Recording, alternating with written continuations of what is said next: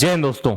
आज के सेशन में हम स्टैटिक जीके के अंतर्गत बहुत ही इंपॉर्टेंट टॉपिक पढ़ने वाले हैं, जिसके अंतर्गत बहुत सारे क्वेश्चन यहां से देखने को मिलते हैं। तो आज का जो सेशन है इंपॉर्टेंट भी, और आज के सेशन में हम नोबेल पुरस्कार से संबंधित बहुत सारे महत्वपूर्ण तथ्य, और विशेषकर यदि हम बात करते हैं तो वो भारतीय जिनको नोबेल पुरस्कार प्रदान किए गए हैं उस पर दोस्तों हम विस्तार से चर्चा करेंगे। चलिए, तो सबसे पहले यहां पर बात हो रही है कि ये जो नोबेल प्राइज है ये है क्या, और ये नोबेल पुरस्कार ये किन क्षेत्रों में प्रदान किया जाता है।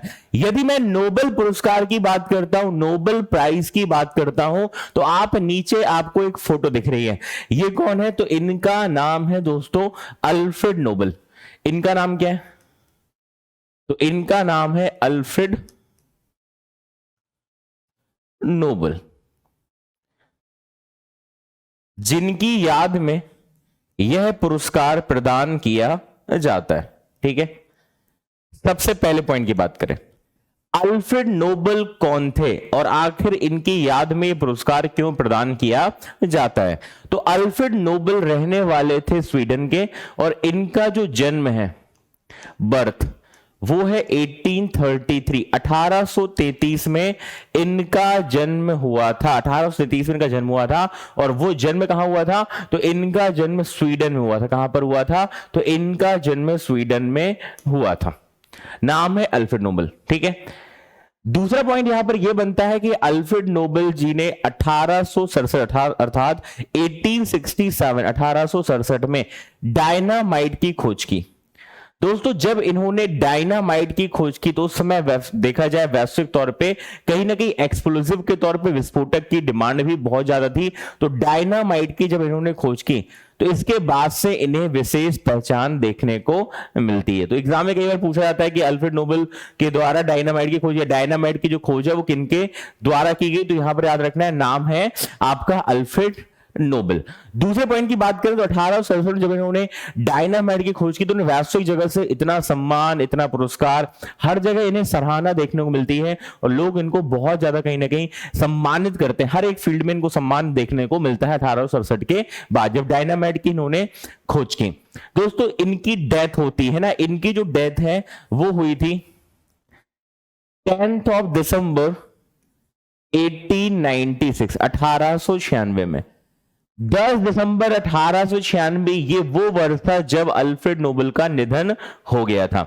जब अल्फ्रेड नोबेल का निधन हुआ तो इनकी वसीयत पढ़ी गई, जिसमें इन्होंने ये कहा कि जितना भी मेरे पास पैसा है, जितनी भी धनराशि है, जितने भी सम्मान में जो भी मुझे कुछ मिला, मैं चाहता हूं उससे फाउंडेशन एक बनाया जाए जिसको नोबेल फाउंडेशन नाम दिया जाए, है ना। तो दोस्तों याद रखना 1896 में जो डेट है ना 10 दिसंबर, ये भी बहुत महत्वपूर्ण है, क्योंकि जो नोबेल पुरस्कार है ये प्रत्येक वर्ष किस तारीख को प्रदान किया जाता है। तो नोबेल पुरस्कार हर वर्ष, प्रत्येक वर्ष 10 दिसंबर को प्रदान किया जाता है। कब प्रदान किया जाता है? तो 10 दिसंबर को प्रदान किया जाता है। वो बात अलग है कि अनाउंसमेंट होता है, जो घोषणा होती है वो आपको कहीं ना कहीं पहले 2 महीने पहले देखने को मिल जाएगी, लेकिन कब दिया जाता है तो ये डेट है 10 दिसंबर। ठीक है, तो 2-3 पॉइंट यहां से पहले आपको याद रखना है। दूसरा यहां पर पॉइंट यह भी बनता है कि अल्फ्रेड नोबेल की याद में नोबेल पुरस्कार प्रदान किए जाते हैं,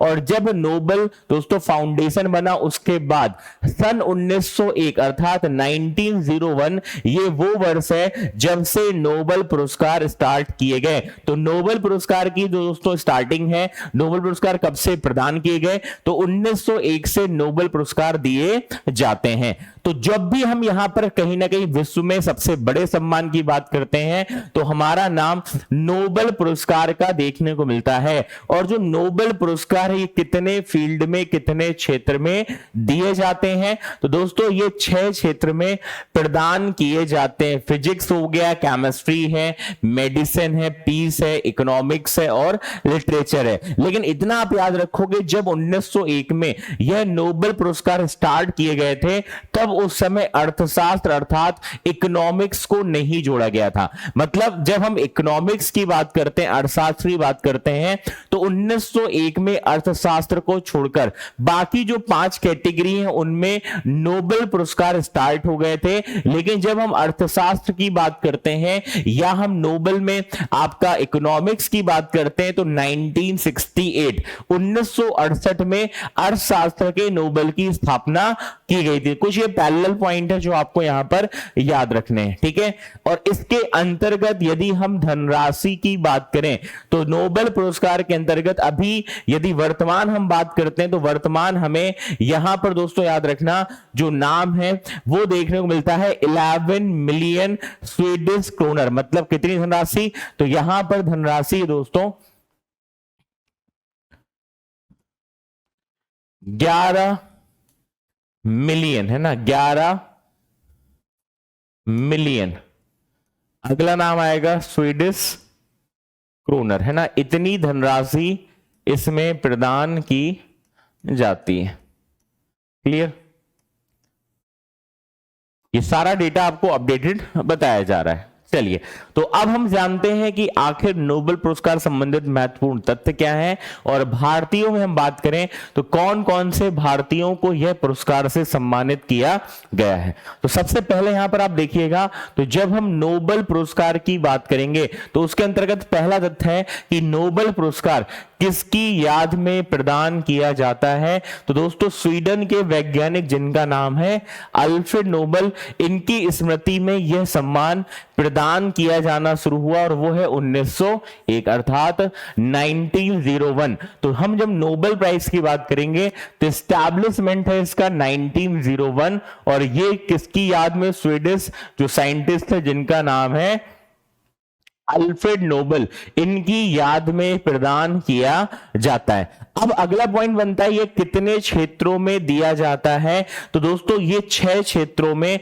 6 फील्ड में प्रदान किया जाता है, जिसमें साहित्य का नाम देखने को मिलता है अर्थात लिटरेचर का नाम मिलता है, भौतिकी फिजिक्स का नाम है, रसायन विज्ञान केमिस्ट्री का नाम है, आर्थिक विज्ञान अर्थात इकोनॉमिक्स हो गया, शांति अर्थात पीस है, और यहां पर दोस्तों मेडिसिन चिकित्सा का नाम हमें देखने को मिल रहा है। तो ये वो कैटेगरी जिनमें यह पुरस्कार प्रदान किए जाते हैं।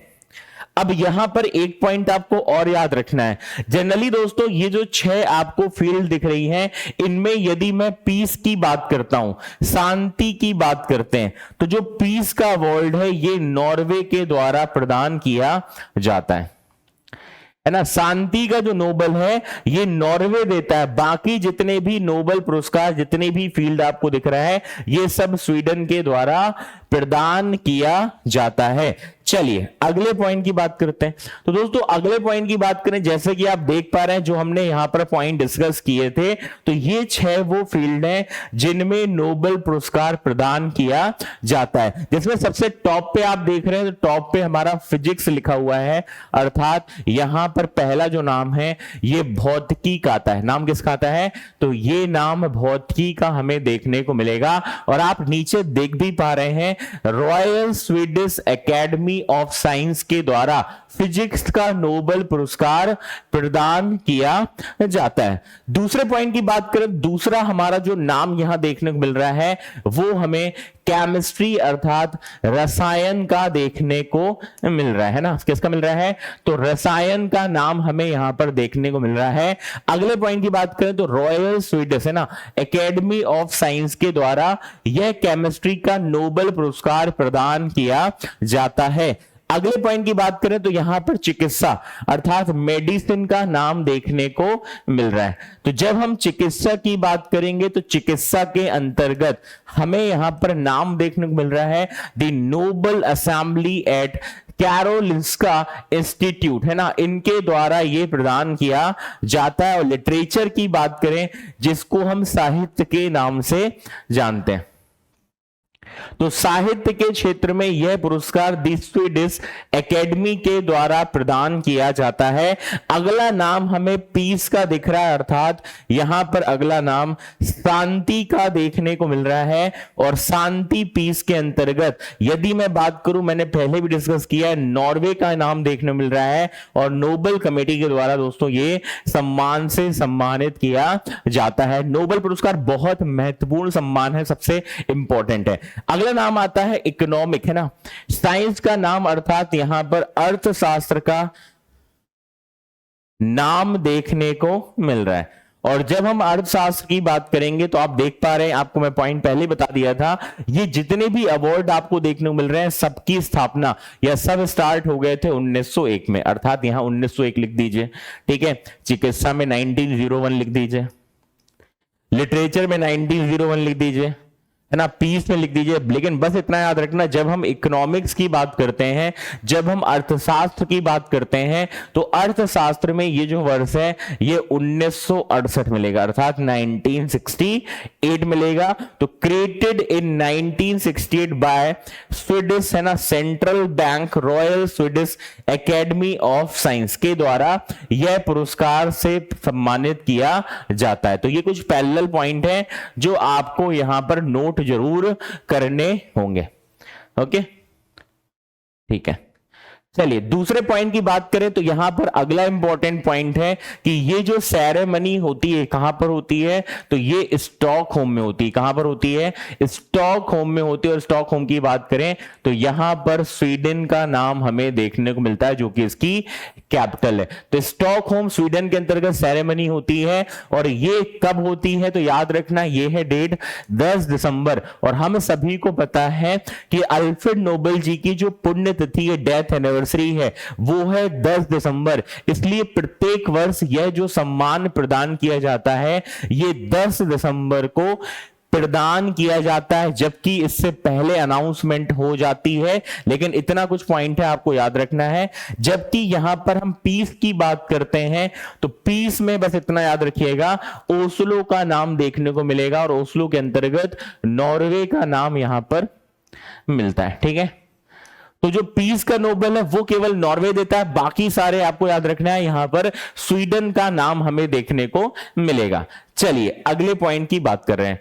अब क्वेश्चन है कि यदि हम भारतीयों की बात करें तो भारतीयों में किन किन का नाम हमें देखने को मिलता है जिनको नोबेल पुरस्कार प्रदान किया गया। दोस्तों ये बहुत आसान भी और इंपॉर्टेंट भी है। अब नोबेल पुरस्कार के अंतर्गत यदि मैं भारतीय की बात करता हूं तो भारतीयों में, है ना, हम नोबेल पुरस्कार में भारतीय, है ना, भारतीय नोबेल पुरस्कार विजेता की बात कर रहे हैं। ठीक है, समझिएगा। तो जब हम भारतीय नोबेल पुरस्कार विजेता की बात करेंगे तो आप पहले तो यहां पर याद रखिएगा, भारतीय नोबेल पुरस्कार विजेता में सबसे पहला नाम 1913 में हमें देखने को मिलता है, 1913 में नाम देखने को मिलता है। लेकिन मैं ओवरऑल बात करूं तो नोबेल पुरस्कार दोस्तों 1901 में, है ना, सबसे पहले दिए गए थे। और इसके अंतर्गत 1968 1968 की बात करें तो 1968 में इकोनॉमिक्स में, है ना, स्वेरिजेस जो आपका रिक्स बैंक है जो कि स्वीडन का केंद्रीय बैंक है, इसके द्वारा प्रदान किए जाते हैं। ठीक है, इसके अंतर्गत दोस्तों मेडल मिलता है, डिप्लोमा है और एक मतलब धनराशि दी जाती है, वो है 11 मिलियन स्वीडिश क्रोनर। ठीक है, चलिए अब इसके अंतर्गत यदि मैं भारतीयों की बात करूं जो कि हम अगले पॉइंट में भी डिस्कस करेंगे, तो जब हम भारतीय की बात करते हैं तो आपको नाम याद रखना, और वो नाम है दोस्तों बहुत महत्वपूर्ण नाम है रविंद्रनाथ टैगोर।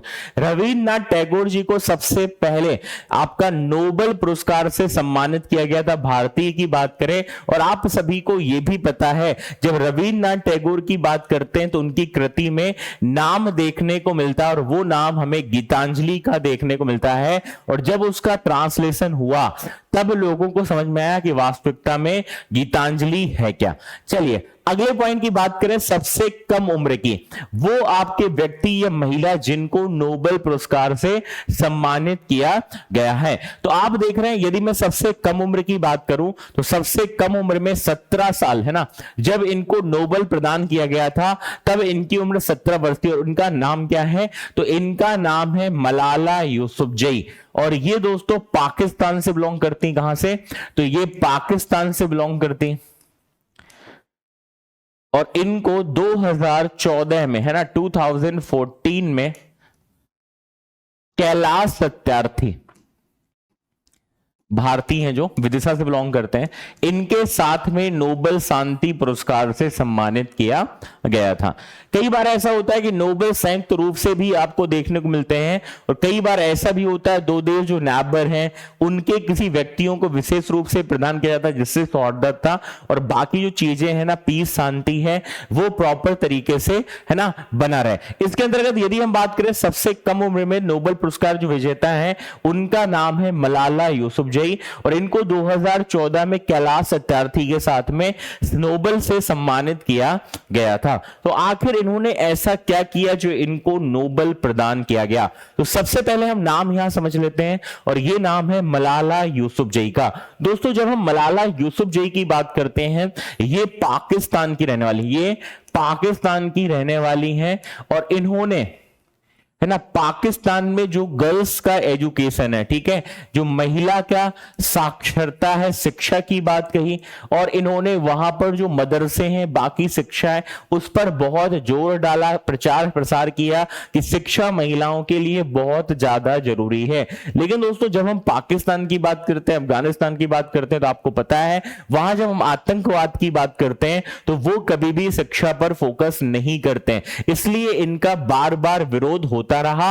और एक समय ऐसा आया जब इनको एक आतंकवाद संगठन के द्वारा दोस्तों क्या कर दिया गया, इनको शूट कर दिया गया। अब जब शूट कर दिया गया तो इनके बुलेट सर पे भी एक लगी थी, तो इनका इलाज चलता रहा, कई देशों में इनका इलाज चला, और लोगों ने बहुत ज्यादा इनको सपोर्ट किया।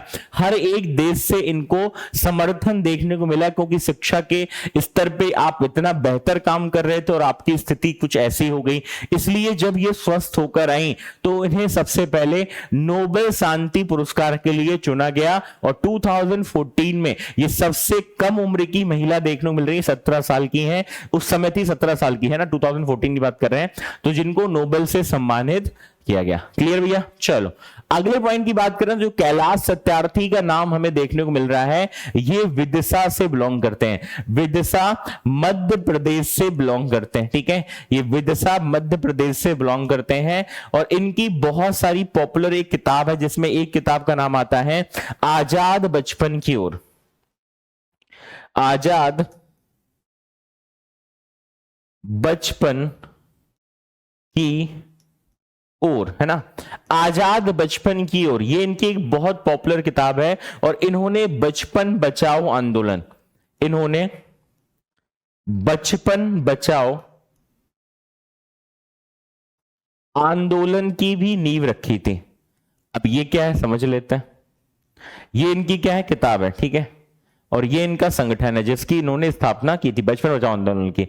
इसके अंतर्गत जनरली बचपन बचाओ आंदोलन में वो लोग जो बाल श्रमिक हैं, चाइल्ड लेबर है, जिनसे काम करवाया जा रहा है, उनको शिक्षा नहीं मिल पा रही, तो ऐसे बच्चों के लिए आगे आए थे कैलाश सत्यार्थी, जिनका कहना था कि मैं चाहता हूं कि जितने भी बच्चे हैं वो पढ़े और उनको वो अधिकार मिले, है ना, शिक्षा का अधिकार उनके लिए अनिवार्य हो जाए, उन्हें कोई भी इस तरह के काम नहीं करवाए जाए, बाल श्रमिक में उनको शामिल नहीं किया जाए। तो बहुत सारे देशों से ऐसे बाल श्रमिकों को इन्होंने रिहा कराया था, इसलिए इनका नाम भी बहुत इंपॉर्टेंट हमें देखने को मिलता है। दोस्तों यहां तक कि यूनाइटेड नेशन के द्वारा मलाला यूसुफजई का इस तरह से बहुत बेहतर कार्य करने को लेकर मलाला यूसुफजई डे भी डिक्लेयर कर दिया गया। 12 जुलाई ये वो पर्टिकुलर डेट है जब मलाला दिवस मनाया जाता है। जो मलाला डे है ये कब मनाया जाता है, तो याद रखना ये 12 जुलाई को मनाया जाता है। क्लियर है? तो इस पर्टिकुलर पॉइंट से, स्लाइड से आपको इतने महत्वपूर्ण डेटा दोस्तों यहां पर याद रखने हैं। और I am Malala, I am Malala, ये इनकी ऑटोबायोग्राफी बुक है मलाला यूसुफजई की। और एक नाम वी आर डिस्प्लेस्ड, एक नाम आपका वी आर डिस्प्लेस्ड भी नाम आता है मलाला यूसुफजई की किताब से। चलिए अगले हम बात कर रहे हैं दोस्तों यहां पर भारतीय नोबेल पुरस्कार विजेता की, भारतीय नोबेल पुरस्कार विजेता की हम यहां पर बात कर रहे हैं। समझिएगा, जब हम भारतीय नोबेल पुरस्कार विजेता की बात करेंगे तो सबसे पहला नाम आपको देखने को मिलेगा, वो नाम है रविंद्रनाथ टैगोर जी। ठीक है, रविंद्रनाथ टैगोर पहले भारतीय थे जिनको नोबेल दिया गया, और ये नोबेल इनको साहित्य अर्थात लिटरेचर में प्रदान किया गया। कब दिया गया? तो इनको सन 1913 में 1913 में इनका नाम देखने को मिलता है। ठीक है, अब आपको पता है जब हम गीतांजलि की बात करते हैं, गीतांजलि में भी आपका नाम रविंद्रनाथ टैगोर का देखने को मिलता है। किसमें? तो नाम है गीतांजलि। ठीक है, ठीक है। अगला पॉइंट, यदि मैं अपने भारत के नेशनल एंथम की बात करूं, राष्ट्रगान की बात करूं, तो जो हमारा राष्ट्रगान है जन गण मन अधिनायक जय हे, वो कहां से लिया गया है? तो वो गीतांजलि से ही लिया गया है। चलिए, इनके कविताएं हैं, जो लेख हैं, उनके संग्रह को लेकर साहित्य में नोबेल पुरस्कार से इनको सम्मानित किया गया। तो ये इंपॉर्टेंट पॉइंट है। जब पहला नाम पूछेगा तो पहले नाम में दोस्तों याद रखिएगा, आपको रविंद्रनाथ टैगोर जी का नाम याद रखना है, जिनको नोबेल प्राइज लिटरेचर में प्रदान किया गया, और ये ईयर है 1913 अर्थात सन 1913 में इनको नोबेल पुरस्कार से सम्मानित किया गया। चलिए, अगला नाम आता है सर सीवी रमन। जो सर सीवी रमन है, इनको सन 1930 है ना, 1930 में नोबेल पुरस्कार दिया गया। तो यदि ऐसा एग्जाम में क्वेश्चन आता है ना कि बताइए पहले भारतीय वैज्ञानिक जिनको नोबेल दिया जाए, तो फिर नाम आपको सीवी रमन का याद रखना है। और सीवी रमन जी ने सन 1928 अर्थात 1928 में रमन प्रभाव स्कैटरिंग ऑफ लाइट है ना, रमन प्रभाव की खोज की थी, प्रकाश के प्रकीर्णन की इन्होंने खोज की थी, और वो डेट 28 फरवरी भी हमें यहां पर देखने को मिलती है। इसलिए 28 फरवरी दोस्तों याद रखना, 28 फरवरी एक बहुत डेट इंपॉर्टेंट है। इस दिन हम नेशनल साइंस डे अर्थात राष्ट्रीय विज्ञान दिवस के तौर पे भी मनाते हैं। तो नेशनल साइंस डे कब हो गया? तो नेशनल साइंस डे अर्थात राष्ट्रीय जो हमारा विज्ञान दिवस है, वो हमें 28 फरवरी देखने को मिलता है। तो इन्होंने प्रकाश के प्रकीर्णन की बात करें, जो रमन प्रभाव है, इसकी खोज पर इनका विशेष जो काम था, उसके अंतर्गत इनको फिजिक्स में नोबेल पुरस्कार से प्रदान किया गया था। तो सीवी रमन याद रखिएगा 1930 में नाम आता है। और जब हम सीवी रमन की बात करते हैं तो scattering of light and the discovery of the Raman effect के अंतर्गत इनको इस सम्मान से सम्मानित किया गया। ठीक है, ओके। हाँ, दूसरे यदि हम पॉइंट की बात करें तो यहां पर एक नाम और बनता है, सीवी रमन दोस्तों भारत रत्न पाने वाले भी पहले व्यक्ति देखने को मिलते हैं। दोस्तों समझना, भारत रत्न आपका 2 जनवरी 1954 को स्थापित हुआ था, हम सभी को पता है। और जब भारत रत्न पूछा जाए पहला है ना, सबसे पहले भारत रत्न कितने व्यक्तियों को दिया गया था, तो यहां पर 3 नाम हमें देखने को मिलते हैं। मतलब 3 ऐसे शख्सियत हैं जिनको भारत रत्न से सम्मानित किया गया था, जिसमें पहला नाम सर्वपल्ली राधाकृष्णन का देखने को मिलता है। किनका नाम? तो सर्वपल्ली राधाकृष्णन का नाम मिलता है। दूसरा नाम सी राजगोपालाचारी का मिलता है, सी राजगोपालाचारी का मिलता है। और तीसरा नाम हमें मिलता है इधर पर सीवी रमन का।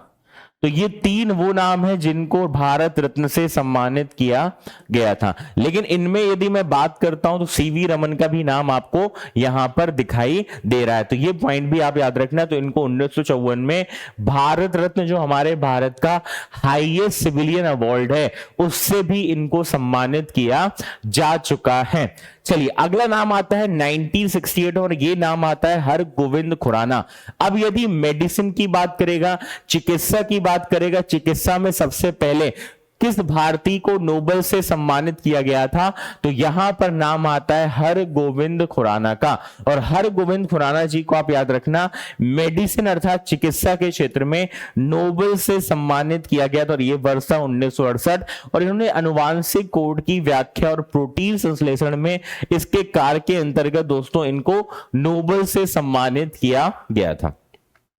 हरगोविंद खुराना 1968 है ना, और इनको मेडिसिन के अंतर्गत दोस्तों ये सम्मान से सम्मानित किया गया। ठीक है, interpretation of the genetic code and the function in the protein synthesis. ठीक है, तो ये कुछ पॉइंट आपको यहां पर याद रखने। चलिए अगला नाम आता है मदर टेरेसा का, जो कि पहली यहां पर भारतीय के तौर पे देखी जा रही हैं। दोस्तों याद रखना, जो कि जिनको आपका पर्टिकुलर जो सम्मान है 1979 1979 में प्रदान किया गया, और मदर टेरेसा को नोबेल भी मिल चुका है ना। नोबेल तो मिला है, नोबेल के अलावा हम बात करें तो यहां पर भारत रत्न भी नाम इनका देखने को मिलता है, और इनको भारत रत्न भी सन 1980 में प्रदान, है ना, 1980 में इनको भारत रत्न भी मिल चुका है। तो ये पॉइंट भी दोस्तों आपको यहां पर याद रखना होगा। चलिए तो भारत रत्न मिल गया, ठीक है, ओके, 1980 में।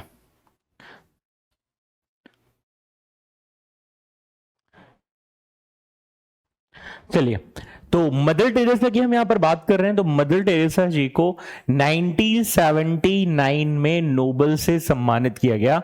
और एक पॉइंट यहां पर और भी याद रखना है कि इनका जो जन्म है वो अल्बानिया, यानी ये अल्बानिया की रहने वाली थी, लेकिन इसके बाद में ये भारत में आकर रहने लगी और भारत की नागरिकता इनको प्रदान कर दी गई। और यहां पर मदर टेरेसा की बात करते हैं तो उनको अपने मानवीय कार्यों में कहीं ना कहीं भारत की बात करें तो पीड़ा और गरीबी जो है उसको कम करने के लिए इनके जो प्रयास है उनके अंतर्गत इनको नोबेल से सम्मानित किया गया। तो ये पॉइंट आपको यहां पर याद रखना है। दोस्तों इनको इसके एक साल बाद अर्थात 1980 में भारत रत्न भी प्रदान किया गया, और इनकी किताब है, बुक है, जिसका नाम है अ कॉल टू मर्सी। क्या नाम आता है? A call to mercy book है इनकी, याद रखिएगा, मदर टेरेसा जी की ऑटोबायोग्राफी में इनका नाम यहां पर देखने को मिलता है।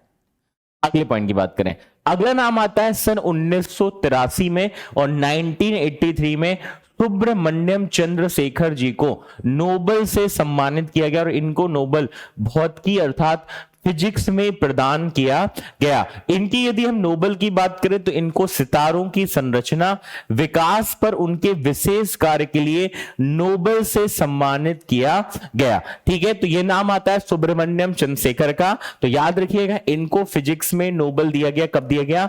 तो ये 1983 में प्रदान किया गया, structure and evolution of stars के लिए। ठीक है, चलिए अगला नाम आता है डॉक्टर अमर्त्य सेन। दोस्तों याद रखना, यदि आपके एग्जाम में ऐसा क्वेश्चन पूछा जाए ना कि पहले, है ना, पहला पुरस्कार भारतीय में इकोनॉमिक्स, है ना, इकोनॉमिक्स में, अर्थशास्त्र में पहला, है ना, पहले वो भारतीय, है ना, जिनको नोबेल से सम्मानित किया गया, तो उनका नाम है डॉक्टर अमर्त्य सेन। क्या नाम है? तो इनका नाम है डॉक्टर अमर्त्य सेन। इनको सन 1998 में 1998 में नोबेल से सम्मानित किया गया, और इसके एक साल बाद इनको सम्मान भी भारत रत्न का प्रदान किया जाता है। यदि मैं डॉक्टर अमर्त्य सेन की बात करूं तो डॉक्टर अमर्त्य सेन की एक बुक बहुत पॉपुलर है जिसका नाम है development as freedom. Development as freedom and an uncertain glory, ये दो नाम देखने को मिलते हैं। याद रखिएगा, ये डॉक्टर अमर्त्य सेन के अंतर्गत एक इंपॉर्टेंट नाम देखने को मिलता है, और इनको अर्थशास्त्र के अंतर्गत इनके महत्वपूर्ण योगदान के अंतर्गत अमर्त्य सेन को 1998 में नोबेल से सम्मानित किया गया। ठीक है, 1998 में नोबेल से इनको सम्मानित किया जाता है। तो याद रखिएगा, जब हम डॉक्टर अमर्त्य सेन की बात करेंगे 1998 में इनको इकोनॉमिक्स के अंतर्गत नोबेल से सम्मानित किया गया। चलिए अगला नाम आता है वेंकट रमन रामकृष्णन, जिनको 2009 में 2009 में नोबेल दिया गया, और इनको यह नोबेल दोस्तों केमिस्ट्री के अंतर्गत प्रदान किया जाता है। वैसे 2009 से पहले एक और नाम आता है 2001 में, लेकिन इनको मैंने भारतीय में शामिल नहीं किया, जिनका नाम है वी.एस. नायपॉल। क्या नाम है? तो इनका नाम है वी.एस. नायपॉल, जिनको साहित्य अर्थात लिटरेचर में नोबेल दिया गया, है ना। कब दिया गया? 2001 में। नाम क्या है? तो इनका नाम है वी.एस. नायपॉल। किस में दिया गया? तो ये इनको पुरस्कार लिटरेचर में प्रदान किया गया। ये केवल मैंने यहां पर डिस्कस किया है क्योंकि यहां पर इनकी एक बहुत ही पॉपुलर बुक है, किताब है, जिसका नाम है है ना, जिसका नाम क्या है? तो यहां पर नाम आता है अ बेंड इन द रिवर, है ना, अ बेंड इन द रिवर। तो ये दोनों नाम इंपॉर्टेंट बनते हैं, इसलिए इनकी बुक भी मैंने यहां पर आपको लिखवा दी है। तो वीएस नायपॉल की बात करें तो इनको साहित्य के क्षेत्र में, लिटरेचर के क्षेत्र में नोबेल दिया गया और ये नोबेल पुरस्कार इनको वर्ष 2001 में प्रदान किया गया। तो वेंकटरमन रामकृष्णन की बात करें 2009 में इनको पुरस्कार मिलता है और रसायन विज्ञान अर्थात केमिस्ट्री के अंतर्गत इनको नोबेल से सम्मानित किया गया और इन्होंने सेलुलर जो प्रोटीन है उसके संश्लेषण के एक बहुत ही घटक और राइबोसोम की बात करते हैं, तो इसकी संरचना के अंतर्गत शोध के लिए इनको यह सम्मान से सम्मानित किया गया और यह इनको सम्मान केमिस्ट्री के अंतर्गत प्रदान किया गया। वेंकटरमन रामकृष्णन का नाम आता है 2009 में, नाम आता है 2009 में दिया गया, याद रखिएगा, ठीक है। Structure of function of the ribosome है ना, ये राइबोसोम के अंतर्गत इनका नाम देखने को हमें मिलता है। जबकि हम fundamental component of cellular protein synthesis की बात करते हैं तो भी इनका नाम यहां पर इसके शोध के अंतर्गत देखने को अगला मिलता है। अगला नाम यहां पर आता है दोस्तों कैलाश सत्यार्थी का, जिनको मलाला यूसुफजई के साथ में, जैसे कि हमने अभी डिस्कस भी किया था, मलाला यूसुफजई के साथ में इनको नोबेल दिया गया और 2014 का जो इनको नोबेल दिया गया ये शांति अर्थात नोबेल के है ना, शांति जो है पीस के क्षेत्र में प्रदान किया गया। इन्होंने बचपन बचाओ आंदोलन की शुरुआत की है ना, इन्होंने बचपन बचाओ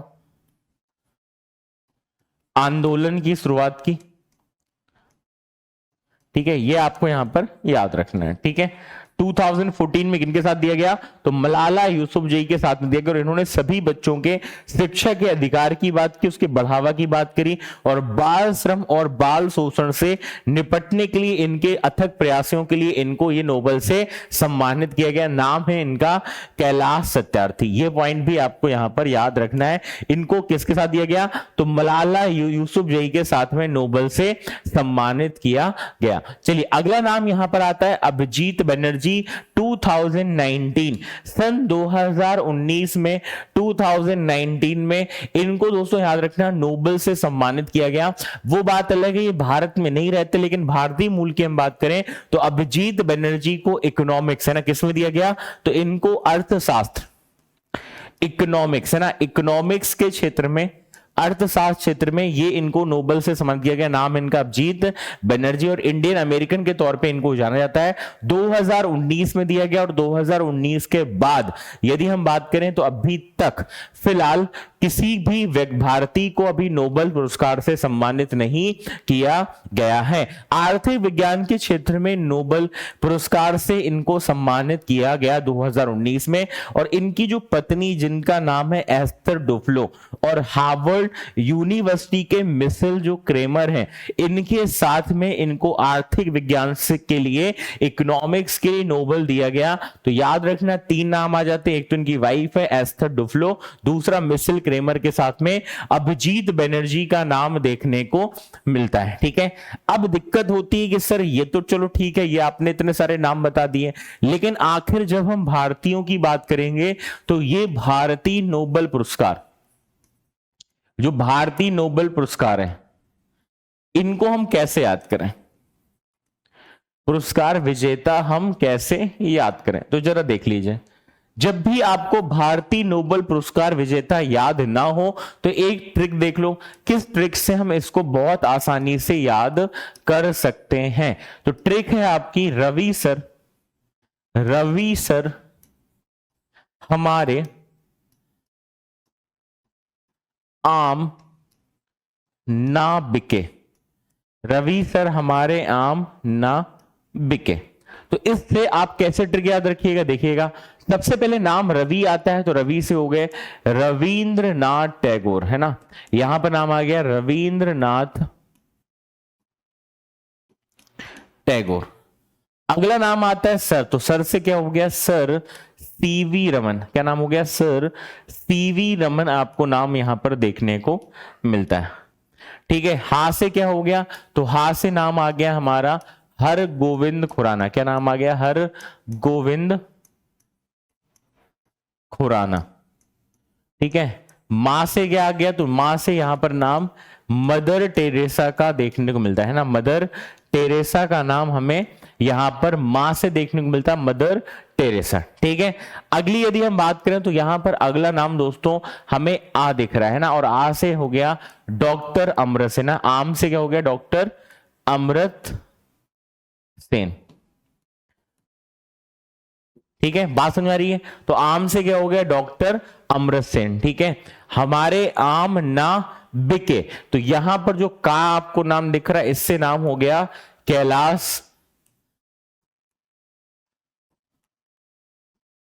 सत्यार्थी। ठीक है, चलिए, तो इस तरीके से आप अपने भारत की हम बात करें तो इनके नोबेल पुरस्कार विजेता को आप याद कर सकते हैं, रविन्द्रनाथ टैगोर, जिनको सन 1913 में नोबेल पुरस्कार प्रदान किया गया। सीवी रमन की बात करें 1930 में दिया गया। हरगोविंद खुराना जी को 1968 में। मदर टेरेसा की बात करें 1979 में। डॉक्टर अमृत सेन की बात करें 1998 में। ठीक है, और आप ऐसे भी याद रख सकते हो, जैसे बिके लिखा है ना, तो इस बात से वीएस नायपॉल है ना, वीएस नायपॉल भी आप यहां पर याद रख सकते हैं, वीएस नायपॉल बात से है ना, 2001 में है ना। और कैलाश सत्यार्थी की बात करें 2014 में इनको नोबेल से सम्मानित किया गया। तो इस तरीके से भी आप बहुत आसानी से नोबेल पुरस्कार भारतीय याद कर सकते हैं।